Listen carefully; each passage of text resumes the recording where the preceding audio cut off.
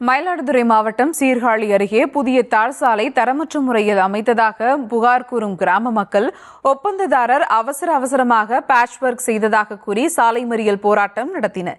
இதுகுறித்த மேலும் விவரங்களோடு இணைகிறார் செய்தியாளர் செல்லப்பா. வணக்கம் செல்லப்பா, விவரங்கள். வணக்கம் சுபா.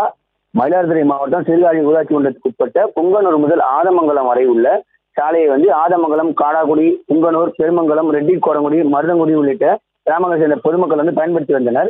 இந்த சாலை கப்பி கற்கள் பயந்து குண்டு குழியுமாக சேதமடைந்தது. இந்த நல்ல பொதுமக்கள் கோரிக்கையை ஏற்று பிரதம மந்திரி கிராம சாலை திட்டத்தின் 2,17,00,000 மதிப்பீட்டில் புங்கனூர் முதல் ஆதமங்கலம் வரை சுமார் 3 கிலோமீட்டர் தூரம் புதிய தார் சாலை அமைக்கப்பட்டு கடந்த 1 மாதம் ஆகிறது. இந்த நிலையில புதிதாக அமைக்கப்பட்ட இந்த தார் சாலை தரமற்ற முறையில் இருப்பதாகவும், கப்பி கற்கள் பெயர்ந்து வருவதாகவும், இதனால் பொதுமக்கள் பயன்படுத்த முடியாமல் விபத்துகள் ஏற்படுவதாகவும் பொதுமக்கள் குற்றம் சாட்டினாங்க. இந்த நிலையில புங்கனூர் பகுதியில் மட்டும், அந்த புங்கனூர் கிராம பகுதியில் மட்டும் சேதமடைந்த சாலையை தற்போது சீரமைக்கும் பணி நடைபெற்று வருவதாக அதிகாரிகள் அந்த ஊழியர்கள் பணிக்கு வந்தனர்.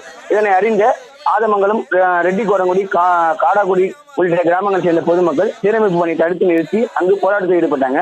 அப்போது புதிதாக புங்கனூர் முதல் ஆதமங்கலம் வரை சுமார் 3 கிலோமீட்டர் தொலைவுக்கு போடப்பட்ட சாலை முழுவதுமாக கப்பி கற்கள் பெயர்ந்து வருவதாகவும், அந்த சீரமைப்பை முழுமையாக சீரமைத்து தர வேண்டும் என்றும், சாலையை தரமாக அமைத்து தர சம்பந்தப்பட்ட அதிகாரிகள் மற்றும் பொறியாளர்கள் மீது கடந்த நடவடிக்கை எடுக்க வேண்டும் என்றும் கண்டன கோஷங்களையும் எழுப்பினர்.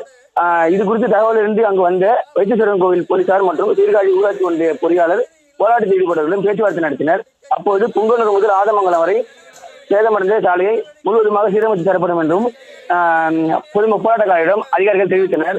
இதனை அடுத்து பொதுமக்கள் அந்த போராட்டத்தை கைவிட்டு கலந்து சென்றனர். மேலும் சாலையை முறையாக சீரமைத்து தரவில்லை என்றால் காவல்துறை அனுமதியோடு சிதம்பரம் டு மயிலாடுதுறை சாலையிலிருந்து தொடர்ந்து போராட்டத்தில் ஈடுபடும் என்றும் பொதுமக்கள் தெரிவித்திருக்காங்க. சுபா, பேச்சப் பண்ணக்கூடிய எங்களுக்கு அதிகாரிகள் சொன்னது திரும்ப இந்த சாலையை பேத்துட்டு புதுசா போட்டு தரேன்னு அதிகாரிகள் சொன்னாங்க. ஆனா கான்ட்ராக்ட்காரங்க என்ன பண்ணாங்க, எனக்கு பேச்சப் பண்ண போறோம்னா உடனே பேச்சப் ஆரம்பித்தாங்க. நாங்க எல்லா கிராமத்து மக்களும் நாங்க மறிச்சிட்டோம். இந்த 7 கிராமத்து மக்களும் நிரந்தர சாலை மறியல், நாங்கள் தொடர் சாலை மறியல் ஈடுபடுவோம் என்பதை உங்களுடைய கவனத்துக்கு கொண்டு வருகிறோம்.